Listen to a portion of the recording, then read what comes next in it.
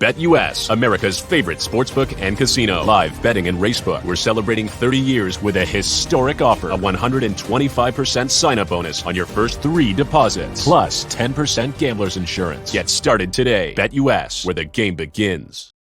What's up, everybody? It's your guy, Ike Jones. We're back inside of Lobtown, and today we are talking about the next game in the SEC tournament. That's Auburn versus Mississippi State. Let's get straight into it. Let's go inside the town. The Auburn Express.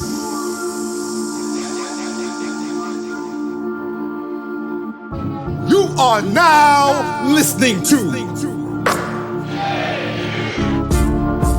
The War Report Lobtown Podcast.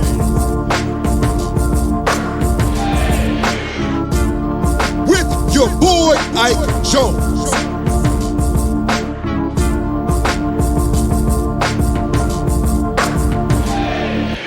Appreciate everybody for jumping in here, whether you are an Auburn fan or a Mississippi State fan just peeking in.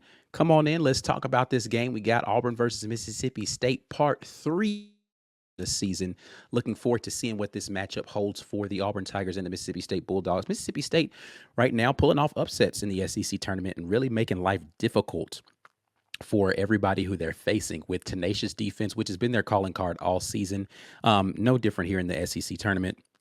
Just they're out here ready to take on the challenge of everybody. I think the first game maybe wasn't as surprising as the upset there in the second game versus Tennessee. They definitely brought the physicality to that Tennessee basketball team and made it difficult for them to get into their stuff. Tennessee, a physical basketball team themselves, but Mississippi State was the more physical team for the entirety of that game and really just disruptive in what Tennessee wanted to do.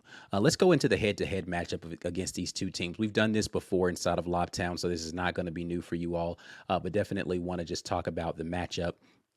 Of course, this Lobtown is brought to you by our folks at BetUS, but you know, of course, Auburn's the better scoring team just because Mississippi State has not been a great scoring team the entirety of this season.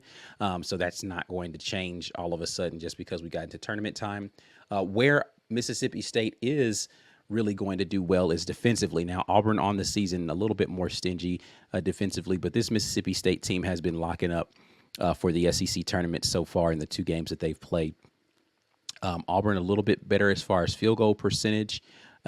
Rebounding the edge slightly in favor of Mississippi State, but we know in the 2 matchups between the 2 teams, Mississippi State has convincingly won the rebounding battle.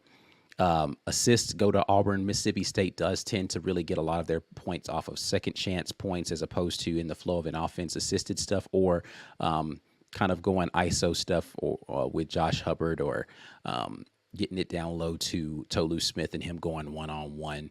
Hard dribble drives with Cameron Matthews, that sort of thing. That's really kind of what their their offense is predicated on is the drive and kick and then subsequent drive again. Not really a lot of drive and kick for a shot on the exterior. They're not a great 3-point shooting team. Again, I'm telling you things that Auburn fans should know. Play the 2 teams. 2 teams have played each other twice, so it's not anything novel that I'm telling you right now. Blocks. You know, the edge there is in Auburn's favor, but Mississippi State definitely has a formidable front line that can go out there and disrupt shots and make it difficult for you to get 2s out. And then steal slightly in favor of Mississippi State. Mississippi State's done a great job of being disruptive defensively with the switching defenses that they do. When they go into their zone defense, they can really get out into the passing lane and make it really difficult for any team to be able to penetrate into the lane and get stuff down into the big. So it's incumbent upon teams to really try to get into the middle of that zone and do well. And I think that's the thing that Auburn did well in the second matchup amongst the 2 teams is just really getting into the middle of the zone and exposing it there. But again, this is not going to be a cakewalk for Auburn. This Mississippi State defensive effort is going to be very unlike what they saw versus South Carolina. That South Carolina team, though they're a good defensive team, what they predicate their defense on is the ability to slow the pace down, take possessions away, take care of the basketball, be efficient, and it doesn't allow teams, if they're being careful with the basketball, not turn it over a lot, which they didn't do against Auburn. It gets them out of their run game. They run efficient offense. Mississippi State's not like that. Mississippi State wants to be disruptive. They want to get out in passing lane steal. They want to run, but they're comfortable getting into the half court sets as well, and really making it an ugly game. And so Auburn needs to be able to get an ugly win here in order to get away with this one. When you look at the stat leaders for each team, it's really Hubbard, Matthews, and Smith, right? Like that's really the three guys that statistically make this team go. Now, Jeffries is super important to what they do, but really the key guy for them offensively is going to be Josh Hubbard. He and Tolu Smith are the offensive weapons for that team. But the identity, and this is something, I'm borrowing the words from head coach Chris Jans here, of this Mississippi State team is wrapped up in the guy in the form of Cameron Matthews. He sees he's the assist, steal, and block leader for this team. He just kind of embodies what this team wants to be able to do, which is be gritty, be physical, be aggressive, out in the passing lanes, disruptive, and that's the kind of player that he is. He just kind of does everything that they need to do to ignite the team. And the effort that he gives kind of fuels what they do. He and DJ Jeffries really kind of make the Mississippi State ecosystem work around what they do most consistently. But Josh Hubbard is the scoring threat. Since he's been inserted into the starting lineup for Mississippi State, he has been absolutely dynamic. I think if he had been starting the entire year, we'd have a different conversation around who should be the SEC Freshman of the Year.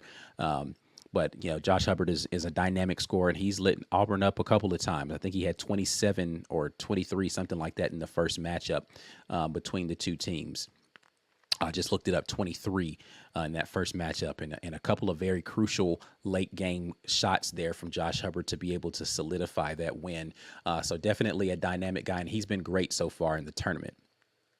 When we look at this game from the perspective of, or through the lens of what happened the last time amongst between these two teams, it tells a story that's quite different than the first matchup. And the biggest thing when we look at the differences between what happened in that first game and what happened in the second game is Auburn shot the ball better, like point blank period. Auburn missed a lot of open looks that were available to them at Mississippi State that they subsequently made when they were inside of Neville Arena.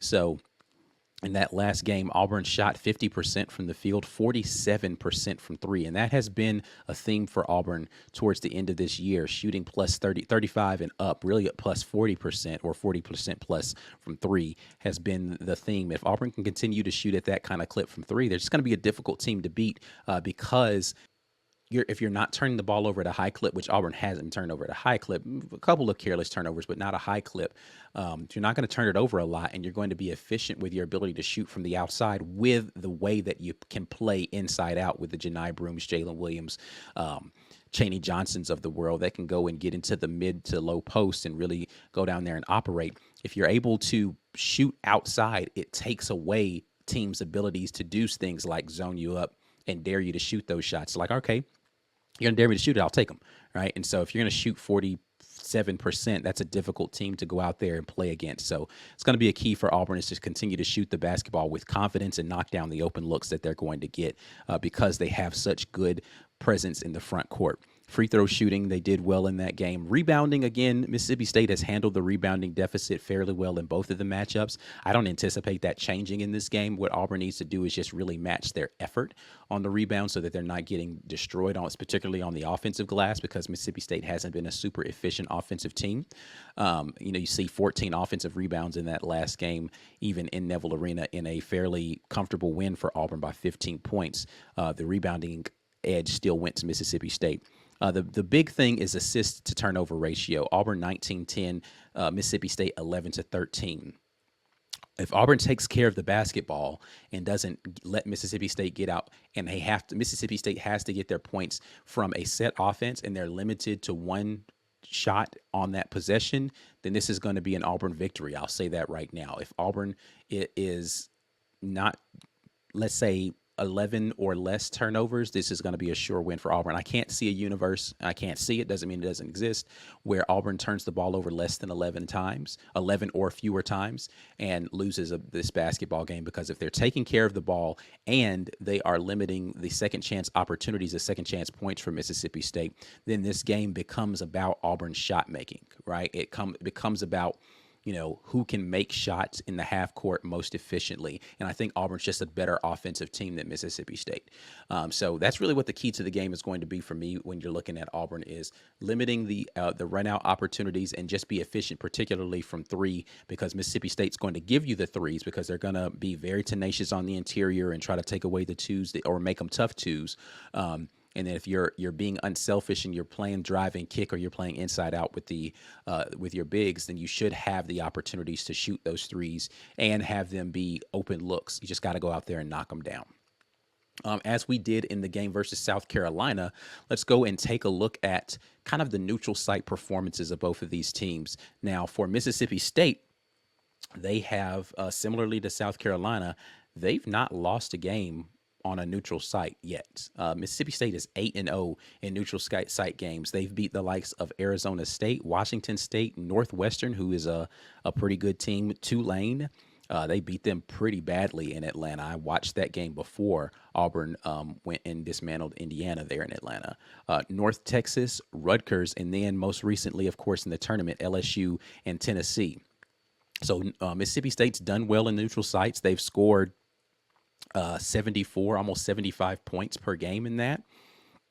So they've done well in being able to get close to what their averages are. Mississippi State just kind of they are who they are, right? Home, away, they are who they are. The difference is whether or not Auburn's going to be good enough offensively, in my opinion, in this game. It's going to have very little to do with Mississippi State. Mississippi State's going to be who they have always been. It's going to be about which Auburn team shows up. And if the one that has been showing up of recent does, then it should be an Auburn victory, because that offensive squad is very difficult to beat with the fact that they continue to play defense. Even in that first Mississippi State matchup that Auburn lost, I think Auburn played good defense in that game for the vast majority of it. Again, had to do better on the defensive glass. For the vast majority of that game, played good defense.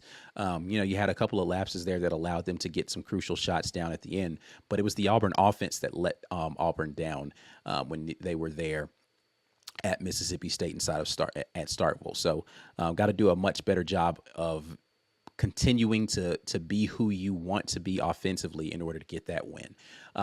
Flip it over to the other side, and you talk about this Mississippi State defense, very stingy defense, giving up only 60 points per game in neutral sites.